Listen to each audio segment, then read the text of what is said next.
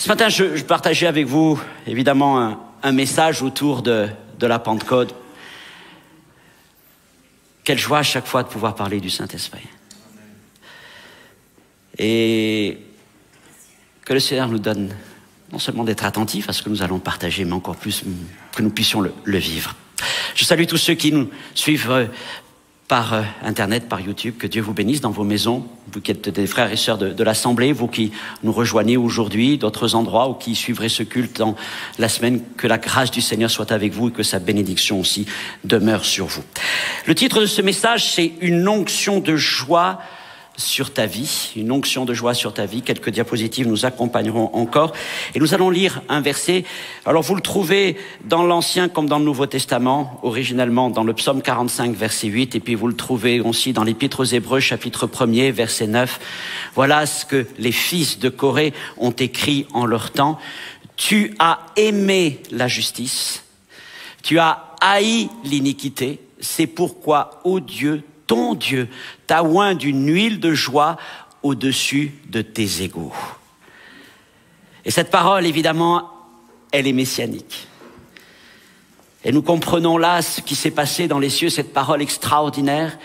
Je ne sais pas comment les fils de Corée ont, certainement, évidemment, poussés par le Saint-Esprit, mais pour écrire ces choses, quelle révélation ont-ils eu de choses spirituelles, célestes, comme s'ils avaient vu ce moment où le Père s'approchant du Fils, « Ô Dieu, ton Dieu !» Et le Père faisant couler sur le Fils une onction extraordinaire, plus précieuse que toutes les autres, une huile de joie, qui évidemment est une évocation du Saint-Esprit. Et ce matin, nous allons parler de cette huile de joie. Avez-vous besoin de joie? Seigneur mon Dieu, mon Père, nous ouvrons ta parole en ce jour de Pentecôte. Et pour nous, ce n'est pas simplement un jour marqué dans le calendrier comme une fête habituelle, mais Seigneur, c'est une aspiration de chaque instant. Et nous voulons encore nous rappeler, mon Père, tout ce que Christ a accompli pour nous. Et nous savons qu'il est venu sur cette terre, non pas simplement pour expier nos péchés, mais afin que nous puissions recevoir ton esprit. Toi qui désirais non pas seulement habiter au milieu des hommes, parmi les hommes, mais venir habiter en nous-mêmes. Alors merci. Merci du sacrifice parfait de Jésus. Et merci de l'accomplissement de la promesse. Merci pour le don du Saint-Esprit qui demeure avec nous, qui est en nous et qui nous accompagne jour après jour. Seigneur, que ta grâce soit répandue sur nous, dans nos maisons. Merci pour ces instants. Amen. Mes frères et sœurs, la joie est une marque, est un fruit, est une démonstration de la Pentecôte et du Saint-Esprit répandu. Dans Actes chapitre 13, nous retrouvons Paul et Barnabas lors de leur premier voyage dans cette ville d'Antioche de Pisidie. Et là, des opposants se dressent contre les apôtres qui sont obligés de quitter la ville. Mais derrière eux, ils laissent une communauté des disciples dont il est dit qu'ils étaient remplis de joie et du Saint-Esprit. Acte 13, 52. La joie de l'Esprit était évidente chez ces hommes, chez ces femmes qui étaient pourtant de nouveaux disciples de Christ et qui pourtant vivaient dans un temps difficile de persécution, d'opposition au point que leurs responsables avaient dû quitter la ville. Paul et Barnabas étaient partis, mais le Saint-Esprit restait avec ses disciples et la joie de l'Esprit restait et demeurait avec eux. Et que dire des 120 réunis dans la chambre haute à Jérusalem? L'Esprit de Dieu descend au milieu d'eux. Des langues de feu se posent sur chacun d'eux. Et ils commencent à parler dans des langues nouvelles selon que l'Esprit leur donnait de s'exprimer. La foule, au bruit entendu, se rassemble autour de la maison. Et certains pensent que ces hommes sont pleins de vin doux. Mais ils ne sont pas ivres, mais certainement un peu exubérants. Pourquoi? Parce qu'il y a une joie qui déborde de leur cœur. Le Saint-Esprit a rempli leur vie. Et quiconque parmi nous ou parmi vous qui nous regardez avait vécu ces moments où le Saint-Esprit, où le ciel, où la gloire du ciel, où la puissance du ciel descend sur nous, eh bien, nous sommes plongés dans la joie de Dieu. Avez-vous goûté cette joie qui n'est pas une joie des hommes, mais qui est la joie du Père, qui est la joie du ciel, qui est une joie éternelle, qui est une joie incomparable? Et encore aujourd'hui, la joie du Seigneur se manifeste.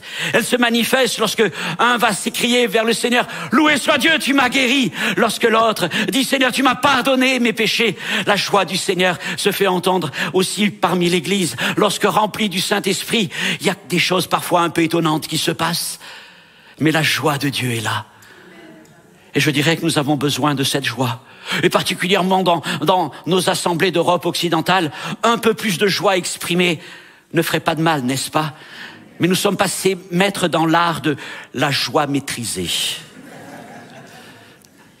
Je suis joyeux. Quand je dis, ça me rappelle ce personnage de dessin animé très ancien. C'était un chien qui s'appelait Droopy. Peut-être ça vous rappelle. Oh, I am happy. Et il avait une tête à enterrer tout le monde. Et c'est un peu le chrétien parfois comme ça. Oh, faut pas trop que ça se voit, la joie. Mais je crois que Jésus était joyeux, que tous ceux qui le suivaient étaient joyeux. On n'a pas le temps de le redire. Mais la joie de la Pentecôte n'est-elle pas le résultat de la consolation du Saint-Esprit? La tristesse de la séparation d'avec Jésus-Christ a été transformée en allégresse par l'arrivée du Saint-Esprit. Et nous sommes consolés. Et plus que se consoler. Parce que consoler, ça peut vouloir dire simplement apaiser. Non. Avec Dieu, nous sommes toujours plus que créditeurs, n'est-ce pas? Il ne peut pas simplement se contenter d'apaiser nos cœurs, nous dire tout ira bien, mais il nous donne la joie du ciel. Pourtant, sur cette joie, on passe souvent. Et on va mettre en avant d'autres valeurs, l'amour, la fidélité, la tempérance, en oubliant que la joie est citée en second lorsque Paul décrit le fruit de l'esprit. Elle n'est pas à la fin, mais elle vient sitôt après l'amour. Et la joie est une expression de l'amour déversé dans nos cœurs par le Saint-Esprit. Bien sûr, quand on parle de Pentecôte, on parle de puissance avec raison. Mais ça serait oublier qu'il est écrit dans le livre de Néhémie, et tous les enfants des écoles du dimanche le connaissent par cœur, ce verset Néhémie 8, 10, « La joie de l'Éternel sera votre force. » Une force face à tous les défis, face à toutes les épreuves, face à toutes les douleurs, face à tous les combats. Oui, ma force est dans la joie du Seigneur. Alors soyons convaincus que Dieu veut nous remplir de son esprit et de la joie du Saint-Esprit, au point même que notre joie soit parfaite. Jésus a cette expression par 3 fois dans l'évangile de Jean, il dit que votre joie soit parfaite. Il y a donc une dimension de joie dans la Pentecôte. Une dimension à vivre à chaque instant, dans chaque situation de notre quotidien, dans notre famille, dans notre santé, dans notre travail, apporter partout la joie du Seigneur. Mais aussi une joie à vivre tous ensemble dans nos assemblées. Que la joie du Seigneur remplisse l'Église, remplisse les temps où nous nous réunissons. Alors oui, que l'Esprit du Seigneur déverse sur nous à nouveau, son huile de joie. Premier point, je voudrais parler de cette onction spéciale que Jésus a reçue, l'onction de joie du Messie. Dans l'Ancien Testament, on découvre plusieurs types d'onctions. Et tout d'abord, que ce ne sont pas des hommes qui ont été oints, mais avant des hommes, on oignait, c'est pas très joli, hein, c'est comme ça, des lieux ou des objets. La première chose qui a été ointe, c'est la pierre de chevet de Jacob à Bethel. Vous connaissez la vision de l'échelle. Et le matin, à son réveil, le texte nous dit que Jacob a versé de l'huile sur cette pierre, comme un souvenir de ce qu'il avait vécu dans la nuit. Et c'est Dieu lui-même qui, un peu plus tard, dit « Cette pierre que tu as, Machiar », que tu as ointe Messie. Et cette pierre est devenue un lieu messianique, un lieu de souvenir de ce que Dieu avait fait. Puis, sous Moïse, c'est le tabernacle, à commencer par l'Arche de l'Alliance, qui sont oints d'une huile spéciale, d'une huile sainte, d'une huile de consécration, d'une huile de mise à part, parce que le tabernacle, c'est le lieu où Dieu demeure. On a commencé par oindre des lieux, du mobilier, et puis ensuite des hommes. Le premier homme qui a été oint, c'est Aaron. Et Aaron a été oint en tant que grand prêtre. En quelque sorte, il faisait partie du tabernacle. Lui qui pouvait rentrer dans le lieu très saint devait être oint de la même onction qui était répandue sur l'arche de l'alliance, la table de préposition, le chandelier, etc. Et sur lui a coulé cette huile unique, exclusive, qu'il était interdit de reproduire. C'est l'huile la plus précieuse, la plus sainte qui a coulé lorsque Moïse l'a répandue sur la tête d'Aaron, sur la barbe d'Aaron, sur les vêtements d'Aaron. Quel moment magnifique, extraordinaire, n'est-ce pas? Et puis, après Aaron, ce sont des rois qui ont été oints. Saül et particulièrement David. Et vous savez comment Samuel a été envoyé par le Seigneur vers David pour l'oindre roi d'Israël. Et Samuel a pris la corne, il a rempli d'huile et il a déversé l'huile sur David. Le texte nous dit qu'à partir de ce jour-là, l'Esprit du Seigneur était avec David. Et David reçut cette onction royale, symbolisée par cette corne. Alors évidemment, elle nous évoque le sacrifice de Jésus-Christ, mais la corne est toujours un symbole d'autorité, de puissance dans l'Ancien Testament. Et il y a une troisième onction, l'onction prophétique. Lorsque Élie est envoyé par le Seigneur pour oindre Élisée comme successeur, alors il n'a pas versé l'huile sur lui, mais il l'a recouvert de son manteau. Et le manteau d'Élie, c'est la dimension de puissance. La dimension de puissance du ministère d'Élie. Ce manteau qui a frappé le Jourdain. Ce manteau dont le prophète s'enveloppait. Trois onctions, l'onction sacerdotale, l'onction de sainteté avec cette huile précieuse. L'onction royale sur David avec la corne, le chauffard, symbole de l'autorité, la puissance, et l'onction prophétique, l'onction de puissance, de force, symbolisée par le manteau d'Élie qu'Élie a jeté sur Élisée. Plus tard, les fils de Corée ont rédigé ce psaume dont nous percevons toute la dimension messianique. Et là, il nous rapporte, dans ce verset 8, que le Messie à venir devait être oint d'une onction unique, supérieure à toutes les autres, supérieure à ses collègues, à ses égaux. Et cette onction unique serait appelée une huile de joie. Ô Dieu, ton Dieu t'a oint d'une huile de joie par privilège sur tes collègues. Bien des siècles plus tard, Jésus vint de la Galilée au Jourdain vers Jean pour être baptisé par lui. Mais Jean s'y opposait, en disant « C'est moi qui ai besoin d'être baptisé par toi et tu viens à moi ». Et Jésus lui répondit « Laisse faire maintenant, car il est convenable que nous accomplissions ainsi ce qui est juste. » Et Jean ne lui résista plus. Et dès que Jésus eut été baptisé, il sortit de l'eau, et voici les cieux s'ouvrir, et il vit l'Esprit de Dieu descendre comme une colombe et venir sur lui. Matthieu 3. Jean-Baptiste baptise Jésus. Mais ce jour-là, la parole s'est accomplie. Ô Dieu, ton Dieu t'a oint d'une huile de joie. Et c'est Dieu lui-même qui oint Jésus son fils. Moïse avait oint Aaron. Samuel avait oint David. Élie avait oint Élisée. Mais c'est Dieu qui a oint Jésus-Christ. Et Jean-Baptiste, lui, le dernier des prophètes de l'Ancienne Alliance, en était le témoin. Et vous savez qu'il dit « J'ai vu l'Esprit descendre du ciel comme une colombe et s'arrêter sur lui ». Et l'onction que Jésus a reçue ce jour-là était tout à fait spéciale. C'était une huile de joie et c'est la première fois qu'il en est question dans les Écritures. On ne sait pas de quoi elle est composée parce qu'elle n'est pas faite des meilleurs aromates de cette terre. Elle est faite des parfums du ciel, du Saint-Esprit lui-même. Et cette onction était réservée pour le Messie.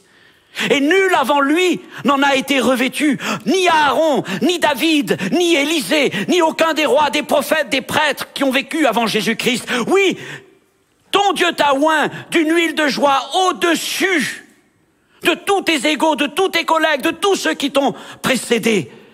Et l'onction du Seigneur est supérieure. Elle est supérieure en sainteté à celle d'Aaron. Elle est supérieure en puissance à celle d'Élisée. Elle est supérieure en autorité à celle de David. Et aucun homme n'était digne de pouvoir déverser cette huile sur la vie de Jésus-Christ. Seul Dieu avait cette autorité-là. Et lorsque le Seigneur, au jour du baptême de Jésus, laisse le ciel s'ouvrir et l'Esprit de Dieu, sous une forme corporelle de colombe, descendre sur Jésus-Christ, Dieu est en train de dire, celui-là est mon choix. Il est mon élu. Et pour lui, j'ai une onction spéciale.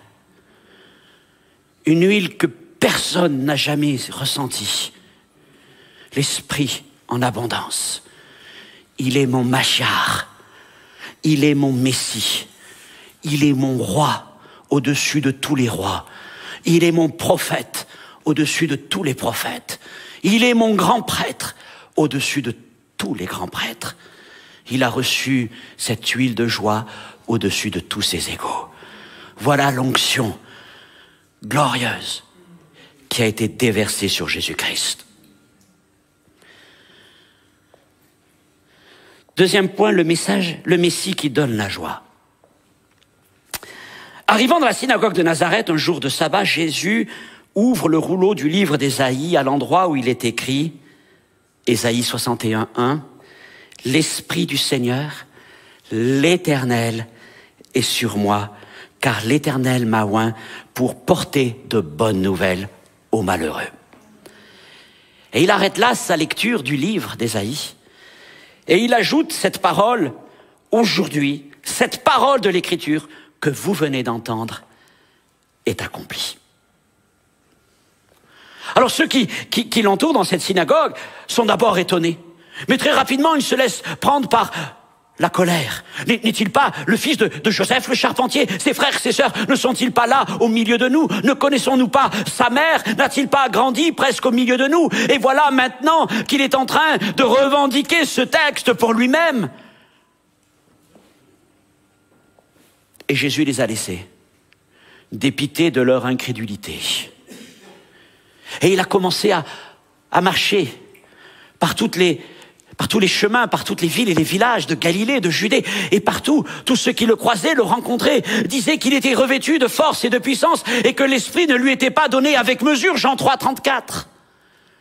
Et ainsi, plein du Saint-Esprit, Jésus allait de lieu en lieu, faisant du bien, guérissant tous ceux qui étaient sous l'empire du diable. Et Matthieu nous dit que Jésus parcourait toute la Galilée, enseignait dans les synagogues, il prêchait la bonne nouvelle du royaume, il guérissait toute maladie et toute infirmité parmi le peuple. La puissance du Seigneur accompagnait Jésus-Christ.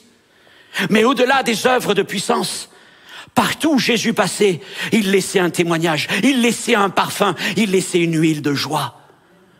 La joie, comme nous l'avons chanté tout à l'heure, la joie des sourds qui entendent, la joie des muets qui parlent, la joie des paralytiques qui se lèvent, la joie des lépreux qui sont purifiés, la joie de Marie du village de Magdala qui était délivrée de ces 7 démons qui écrasaient sa vie, la joie de tous ces hommes, de ces femmes, de cette femme pécheresse qui vint un jour se jeter aux pieds du Seigneur, implorant sa grâce, pleurant de toutes ses larmes sur les pieds de Jésus.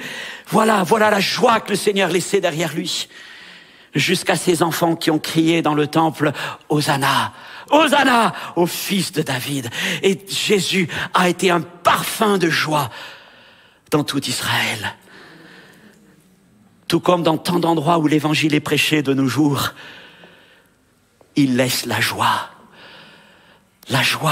de celui dont les péchés sont pardonnés. Heureux l'homme à qui le Seigneur n'impute pas ses péchés. La joie de celui qui est guéri, de celui qui est consolé. La joie d'une famille relevée. La joie accompagne l'évangile. C'est l'onction de Jésus-Christ qui est à l'œuvre. Et si dans la synagogue de Nazareth, Jésus s'arrête sur le premier verset du chapitre 61 d'Ésaïe, Parmi tous ceux qui sont là devant lui, nul n'ignore la suite du passage. Verset 3. Il m'a envoyé pour consoler tous les affligés, pour accorder aux affligés de Sion, pour leur donner un diadème au lieu de la cendre, une huile de joie au lieu du deuil, un vêtement de louange au lieu d'un esprit abattu, afin qu'on les appelle des térébintes de la justice, une plantation de l'Éternel pour servir à sa gloire. Au milieu de l'affliction, du deuil, de l'abattement, Jésus est venu pour donner cette huile de joie répandue abondamment sur lui. David n'écrit-il pas « Ma coupe déborde » ? Et la coupe de Jésus a débordé. Et le parfum de joie de Jésus a débordé. Et l'huile de joie de Jésus a débordé. Et partout où il allait, il transformait la tristesse en allégresse, le désert en vallée fertile, l'injustice en justice, l'humiliation en gloire. Il relevait la tête de celui qui était abattu. Mon frère, ma sœur, mon ami, es-tu venu dans ce lieu, écoutes-tu ce message aujourd'hui avec des larmes, avec des douleurs, avec des luttes? Jésus veut te donner son huile de joie.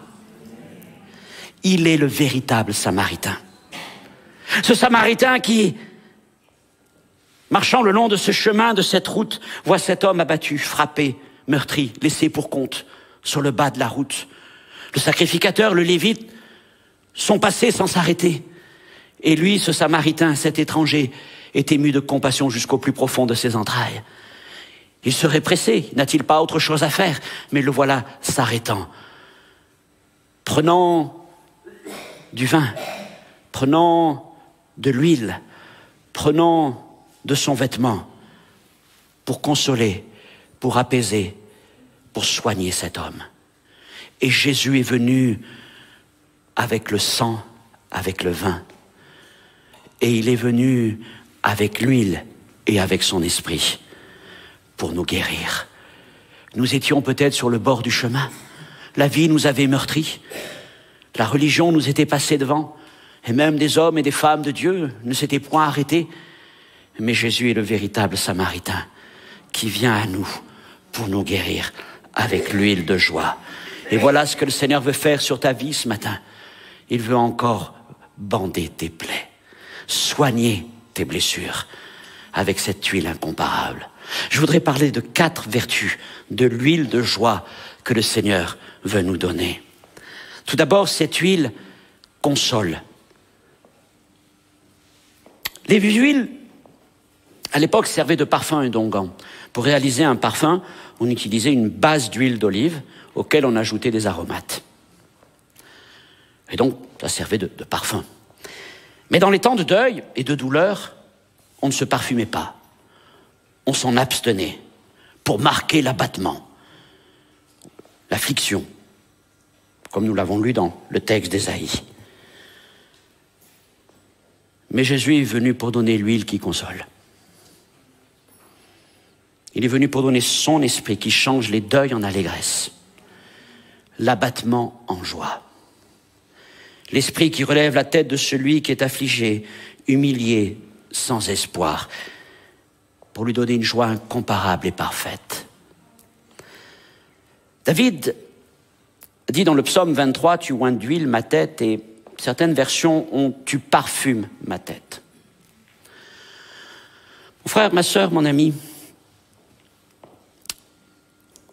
ça fait longtemps qu'il n'y a plus de parfum sur ta tête.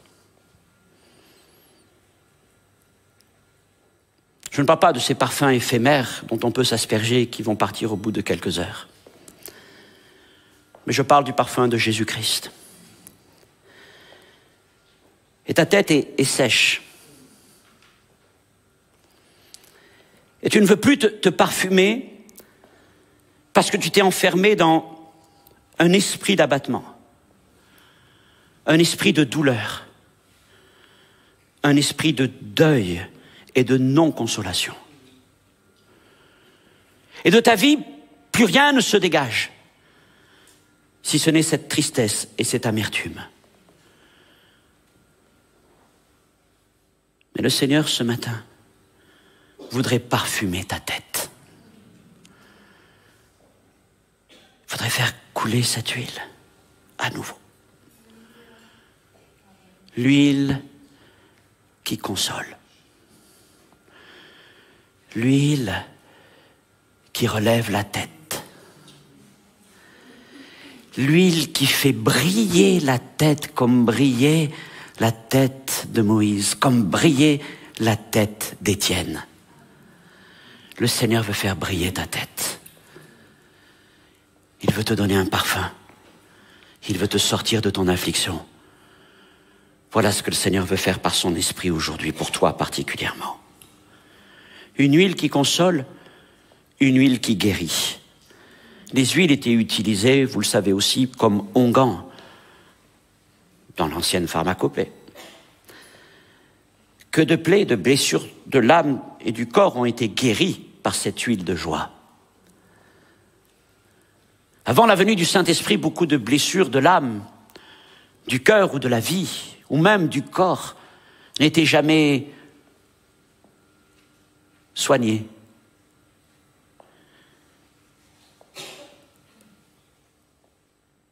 Et le Saint-Esprit est venu pour guérir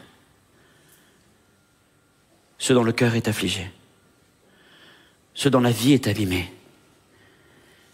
Et par son huile de joie, le Seigneur guérit nos blessures. Et c'est ce qu'il veut faire encore pour toi aujourd'hui. C'est aussi une huile qui adoucit. Quand on est sec, que l'Esprit de Dieu ne coule plus sur nos vies, que nous ne sommes plus parfumés, alors vous savez, les choses deviennent compliquées. Les rouages se crispent. On devient impulsif, colérique, réactif. Et dans les maisons, ce sont souvent les clameurs. Le moindre mot peut amener une scène de colère. Et lorsqu'on vient nous chercher un petit peu, nous titiller à peine, voilà qu'on ne se contrôle plus. Et c'est l'amertume qui est là. Et je dis que le Seigneur veut adoucir. Il veut adoucir notre langue. Il veut adoucir nos oreilles. Il veut adoucir notre cœur. Il veut adoucir notre couple, notre famille. Il veut apaiser la colère, faire taire la jalousie, dissoudre l'amertume. Quand on ne se parle plus, quand les mots tournent à la dispute, l'onction de joie restaure les relations brisées. Elle apporte le pardon au milieu de la division. Elle répare les brèches. C'est la puissance de la joie de l'esprit.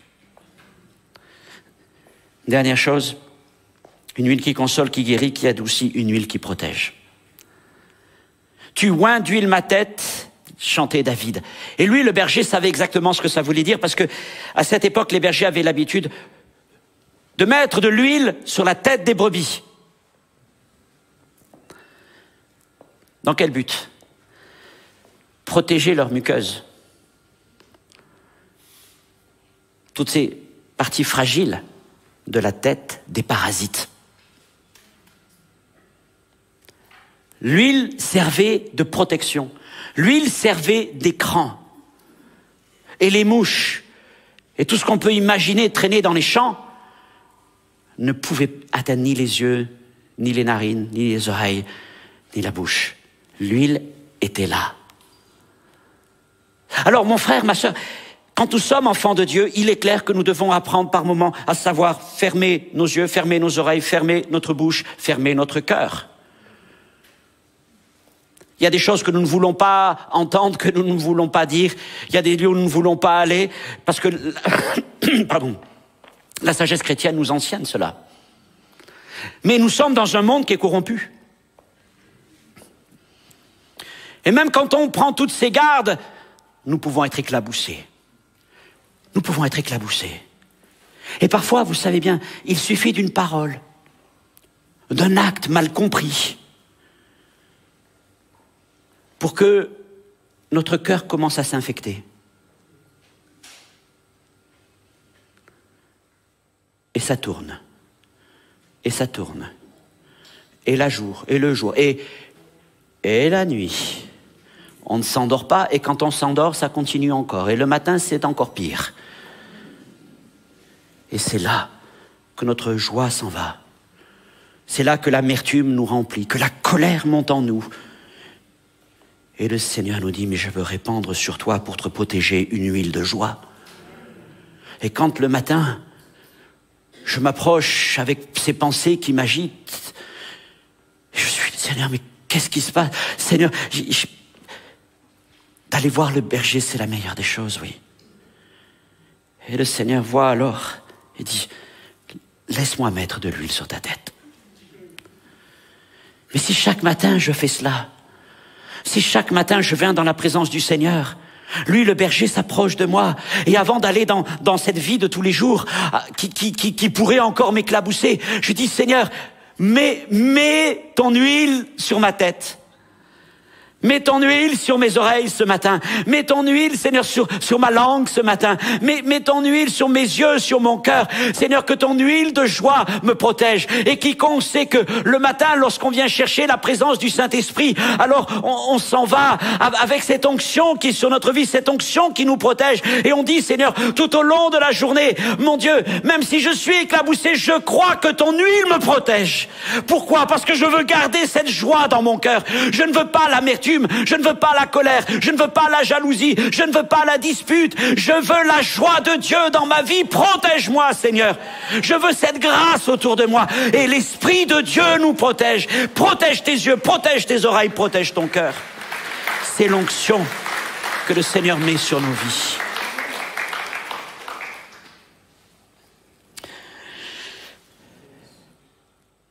Quatrièmement, oint d'une huile de joie. Je l'ai dit, l'huile de joie dont Jésus a été oint au jour de son baptême, c'est une huile exclusive, supérieure à toutes les autres. Nul n'avait été oint de cette huile auparavant, elle était réservée pour le Messie. Ni l'onction d'Aaron, ni celle de David, ni celle d'Élisée ne pouvaient se comparer à celle de Jésus-Christ. Eh bien, mes frères et sœurs, si le Seigneur prend de cette huile pour en faire des applications sur nos vies, là où nous souffrons, il y a quelque chose de plus grand encore que Jésus veut faire. C'est répandre, c'est nous oindre de son huile de joie comme lui-même a été oint par Dieu. Il y a une dimension supérieure, vous le comprenez, quand on parle d'onction, quand on parle de déversement de l'huile par rapport au simple fait d'appliquer, de donner. Le Seigneur donne, mais encore plus, il veut répandre son huile, il veut nous remplir de son esprit. La plus glorieuse de toutes les onctions. Mais avant de revenir encore sur cette promesse, je veux m'arrêter sur cette parole des psalmistes qui nous montre une condition incontournable pour recevoir cette huile de joie si précieuse. Le psalmiste écrit, tu aimes la justice et tu as haï l'iniquité. C'est pourquoi, ô Dieu, ton Dieu t'a oint d'une huile de joie au-dessus de tous tes égaux. L'huile de joie est trop précieuse pour être mélangée avec l'injustice, la méchanceté et le péché. Et elle n'est donc accessible qu'à ceux qui se repentent et qui naissent de nouveau. Et comment cela se produit-il? Par la foi dans le sacrifice de Jésus-Christ. Aimer la justice de Jésus, acquise pour nous à Golgotha. Haïr le péché jusqu'au point de demander grâce à Dieu et de nous repentir. Voilà la condition posée. Car mes frères et sœurs, nous le comprenons bien, l'huile ne vient jamais avant le sang. Mais l'huile est répandue là où le sang a été exprimé. La Pâque vient toujours avant la Pentecôte. Golgotha avant la chambre haute. L'agneau avant la colombe. Mais le Seigneur est prêt à donner de son huile de joie à tous ceux qui se repentent de leurs péchés. Et dès les temps de Jean-Baptiste, Jésus l'avait confirmé, Jean l'avait dit, lui, il vous baptisera d'Esprit Saint. Jean appelait à la repentance, Jésus l'a fait aussi. Mais Jean ne pouvait pas répandre l'Esprit que lui-même n'avait pas reçu. Mais Jésus est allé plus loin. Et Jésus n'est pas simplement venu pour donner sa vie pour nous à la croix, mais il est venu pour nous amener dans la chambre haute. Mais pour ça, il fallait passer par la croix, évidemment. Quand Jésus quitta les disciples, il leur promit que dans peu de jours, à leur tour, ils seraient baptisés du Saint-Esprit. Acte 1:5. Et la promesse s'est accomplie. Ayant reçu du Père le Saint-Esprit, Jésus l'a répandu sur les siens. Sa coupe a débordé sur nos vies. Afin que nous puissions dire, comme Jésus l'a dit dans la synagogue, « L'Esprit du Seigneur est sur moi. Il m'a oint. Il m'a oint. » En répandant son Esprit sur nous, Dieu nous a oint d'une huile de joie, de cette huile exclusive réservée à Jésus-Christ. Et l'Esprit de Dieu est venu sur nous. Et l'onction que nous recevons du Seigneur est supérieure à toutes les autres. Nulle n'est comparable, aucune n'est comparable à l'onction que le Seigneur nous accorde, pas même celle des prophètes, des prêtres ou des rois. Il nous a oint de l'Esprit tenu en réserve de toute éternité pour le Messie qui devait venir. Et bénéficiant de cette onction messianique qui reposait sur Jésus, Dieu a fait de nous des gens de sa maison, mais même plus. Il nous a placés au-dessus de tous les égaux, de tous les collègues de Jésus-Christ, de tous ceux qui l'ont précédé, qui étaient prêtres, princes ou prophètes. Et il a fait de nous des prêtres. Il a fait de nous des prophètes. Il a fait de nous des princes et des princesses dans sa maison. Non pas par l'onction d'Aaron, non pas par l'onction de David, non pas par l'onction d'Élisée, mais par l'onction de Jésus-Christ. Et Pierre écrivait 1 Pierre 2:9. Quelle parole précieuse, extraordinaire. Vous, au contraire, vous êtes, nous sommes une race élue, un sacerdoce royal, une nation sainte, un peuple acquis, afin que vous annonciez, que nous annoncions les vertus de celui qui nous a appelés des ténèbres à son admirable lumière.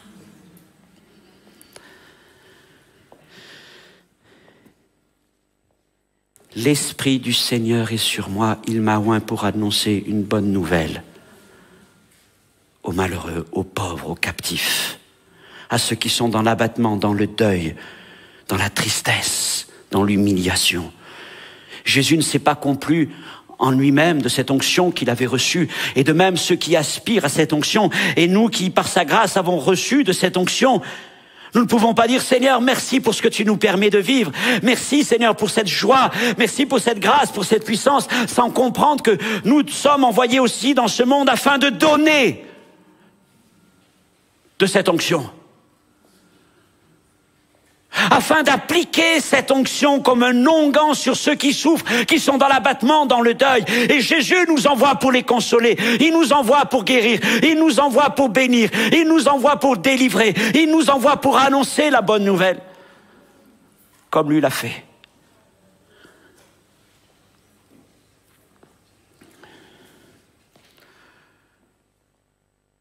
Il a répandu sur nous cette huile incomparable.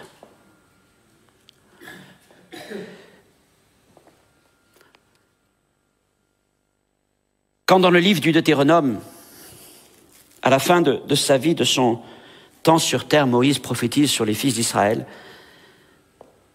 il en vient un moment à Hazer. Et il dit d'Hazer qu'il plonge son pied dans l'huile.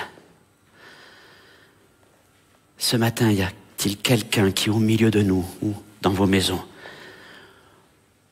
voudrait, comme Hazer, plonger leurs pieds dans l'huile?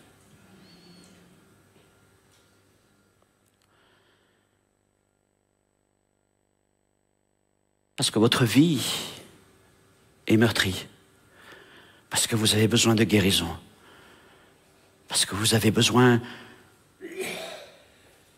de briller, parce que tout est terne en vous, autour de vous, parce que tout est sec, tout est cassant. Vous avez besoin d'être adouci. Plongez votre pied dans l'huile. Et vous qui aspirez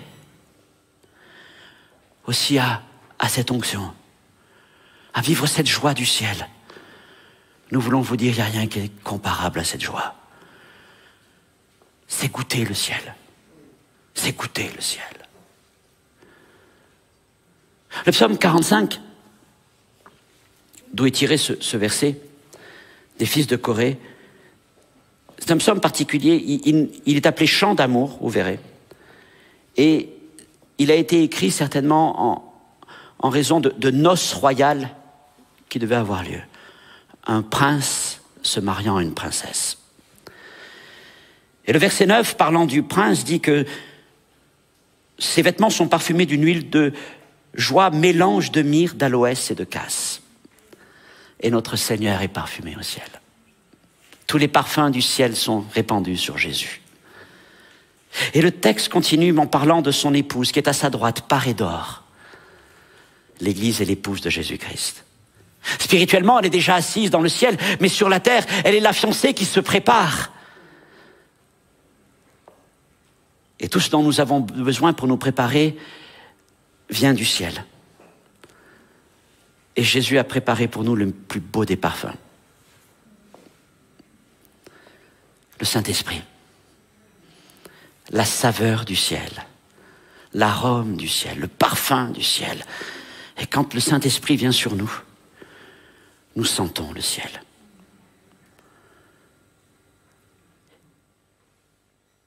Et si parfois on conseille à certains d'être modérés sur l'utilisation de leurs parfums,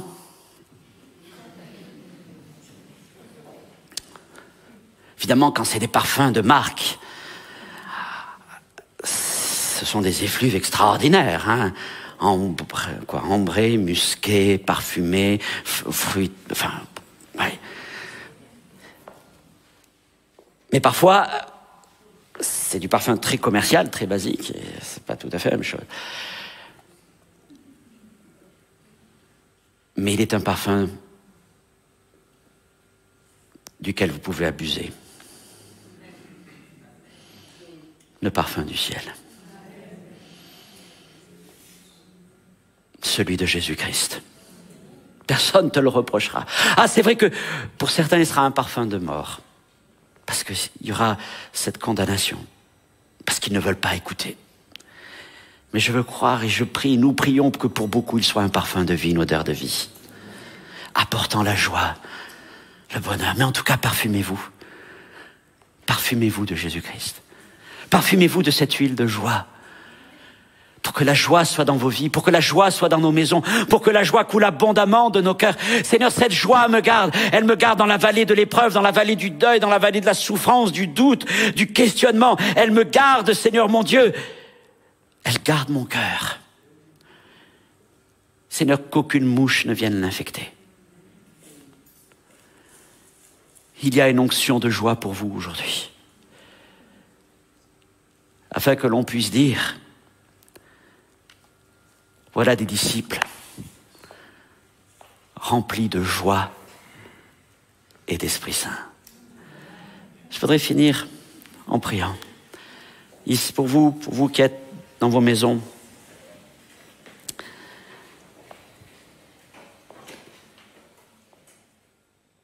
je veux prier particulièrement pour toi dont la tête est sèche et terne. Pour toi dont les blessures n'ont pas été soignées, bandées. Pour toi dont peut-être beaucoup se sont détournés. Et je voudrais te dire que il y a là au milieu de nous, et il y a chez toi, le plus beau des Samaritains, le plus beau des fils de l'homme, Jésus-Christ. Sur lui a été déversée l'onction la plus précieuse. Sens-tu le parfum de Jésus dans ta vie? Sens-tu le parfum de Jésus dans ta maison? Et s'il n'y a plus cette odeur, oh, tourne-toi vers lui. Tourne-toi vers lui maintenant. Montre-lui ta tête. Montre-lui tes blessures et dis-lui, Seigneur, Seigneur, viens guérir. Viens consoler. Viens adoucir. Seigneur, viens parfumer ma vie, ma tête, ma maison, mon couple. Viens parfumer, Seigneur, ma relation avec toi. Vois, Seigneur mon Dieu, comme tout est cassant en moi. Vois, Seigneur mon Dieu, comment j'ai perdu ma joie. Vois, Seigneur mon Dieu, comment la colère et l'amertume et l'envie, la jalousie, la dispute, Seigneur, sont venus. Les mouches sont là. Oh Seigneur, guéris ma vie par ton onction de joie. Et là, si cette prière monte de vos cœurs, alors je voudrais tout simplement vous inviter à lever vos mains vers le Seigneur. Comme pour dire, Seigneur, j'ai besoin de toi. Oint d'huile ma tête ce matin, parfume ma tête, relève ma tête, Seigneur. Et je prie pour que vous puissiez goûter, sentir encore cette huile. Sens le parfum de Jésus. Sens le parfum du Seigneur qui descend sur toi. Sens le parfum du Seigneur qui coule sur ta tête comme il coulait sur la tête d'Aaron. Sens le parfum du Seigneur qui coule le long de tes vêtements. Sens le parfum du Seigneur qui remplit maintenant ton cœur. Et laisse-le te consoler, te guérir. Seigneur, par ton esprit, fais ton œuvre dans nos vies. Seigneur, agis maintenant. Agis maintenant. Et je prie pour que notre Église, comme les églises, Seigneur, qui sont autour de nous, nous soyons parfumés encore une fois. Je prie pour que lorsque ceux qui viennent nous visiter, qui rentrent pour la première fois dans une assemblée, qu'ils rentrent, Seigneur, dans ce lieu, puissent dire, c'est quoi cette odeur? Et ils sentent là un parfum qu'ils n'ont jamais senti. Le parfum du ciel. Le parfum de la joie, de l'amour, de la grâce qui est en Jésus-Christ. Et je prie, Seigneur, que tu parfumes notre Église. Parfume notre Église. Seigneur, oins-nous de cette huile de joie encore une fois. Dans nos relations, nos rapports les uns avec les autres. Adoucis, Seigneur. Adoucis. Merci, Jésus-Christ. Merci pour le don du Saint-Esprit. Et pour cette onction qui dépasse, qui surpasse toute autre onction. Dans le nom de Jésus-Christ, je te prie, Père. Amen. Que Dieu vous bénisse et vous accompagne. Amen.